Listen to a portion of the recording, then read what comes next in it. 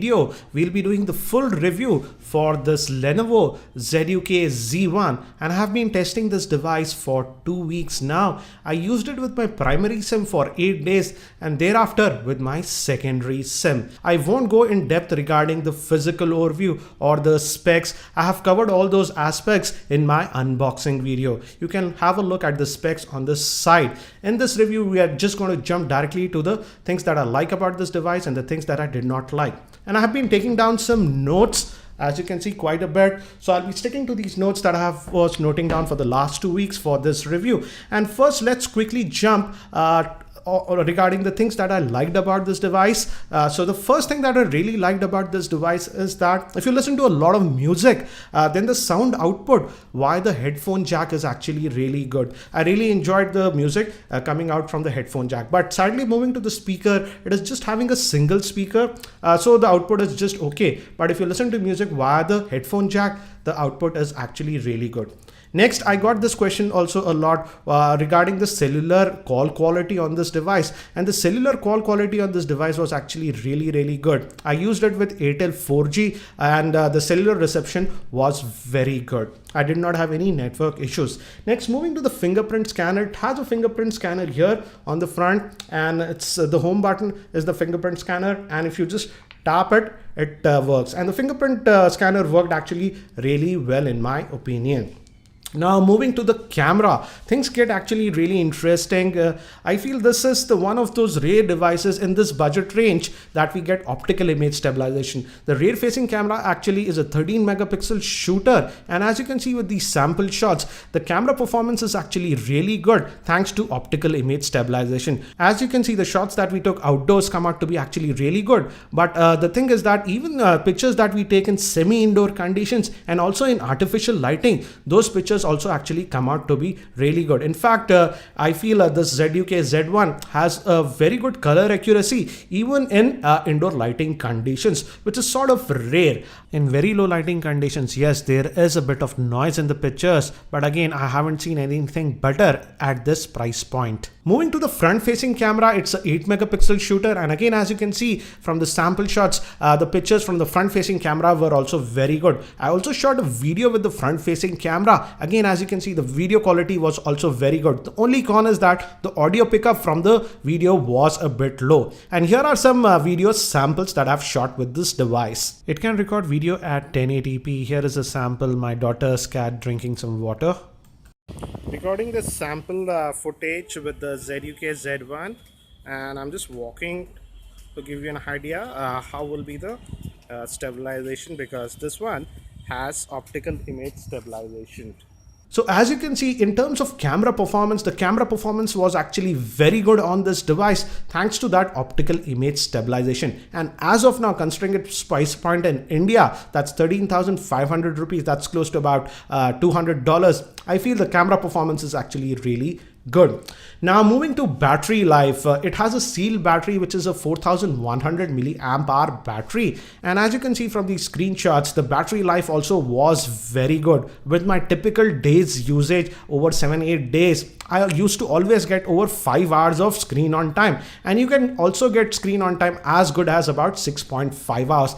Even if we talk about the standby life, the standby life was also very good. And with my typical usage, I had to charge it once in 1.5 days. So even the battery life is actually really good. And it uses the new USB-C type port to charge.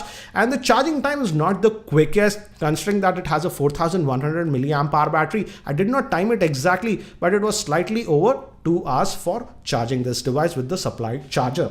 Now moving to the general performance, the general performance of this device is also very good. It's almost close to stock Android, I would say. It's running on Cyanogen OS, so there are a lot of customization, and the good thing is that the customizations does not slow down this phone. So overall, the performance of this phone was also very good. Even in terms of RAM management, it has 3 gigabytes of RAM, and I did not have any issues regarding RAM management also. So the overall performance of this device was also very good. Now moving to gaming, I had actually good experience with gaming. I played quite a few games and even heavy games like Asphalt 8 and even Nova 3, and it ran all those games without any issues. But with extended gaming, yes, the temperatures can touch up to about 45 degrees centigrade. So you have to be aware about that. Now moving to storage, I really like the fact that it comes with 64 gigabytes of internal storage. So you have ample storage to work with. But the con is that we do not have any micro SD card slot.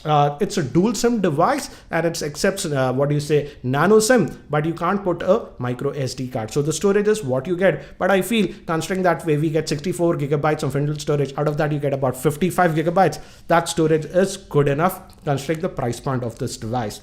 Now moving to another thing, and this might be useful for advanced users, you can actually root this device and then also your warranty would be valid. So if you are an advanced user who likes to install custom ROMs and stuff, you can actually do on this device without worrying about warranty.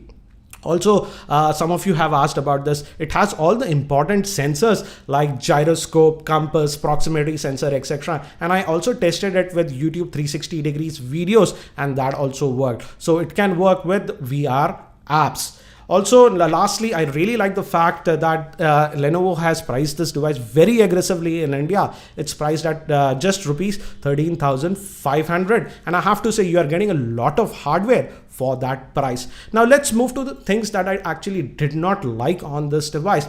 And the first thing that I did not like and that bugged me a lot on this device is the auto brightness sensor. The auto brightness sensor is there and it works, but I feel it's very slow. If you quickly move from a indoor environment to outdoor environment, it takes almost 3 to 5 seconds to adapt, which is actually very slow. And most of the time I was just opening it and manually adjusting the brightness. So the auto brightness sensor, though it's there, it's very slow to react. I also noticed some minor UI lag when I was using this device, especially in terms of animations. For example, in Twitter app, we have a lot of animations when we move from one pane to another pane, and they were a little bit slow, which was very puzzling because in terms of gaming performance, it ran all the heavy games also without any issues. So I could actually fix that. You have to just go to the developer mode, and in the animations, the default animations is set at 1x. When I lowered it to 0.5x, the lag was gone. But sadly, you have to make that tweak. Otherwise, you might notice some minor UI lag here and there. So it's sad to see that we have that animation lag by default. But if you go to the developer mode, you can fix that. Also, another thing I do not like is that it comes with Cyanogen OS by default, and still as of now it's running on the Android version 5.1. So again, the future Android updates will be slow to get. Yes, I know you can flash the nightlies of Cyanogen and get Android Marshmallow, but again, it's not available as a stable build as of now. So in terms of Android updates, it's not the quickest that we have seen. I also do not like the fact that it does not have any IR blaster. So if you're looking for that, that is simply not there.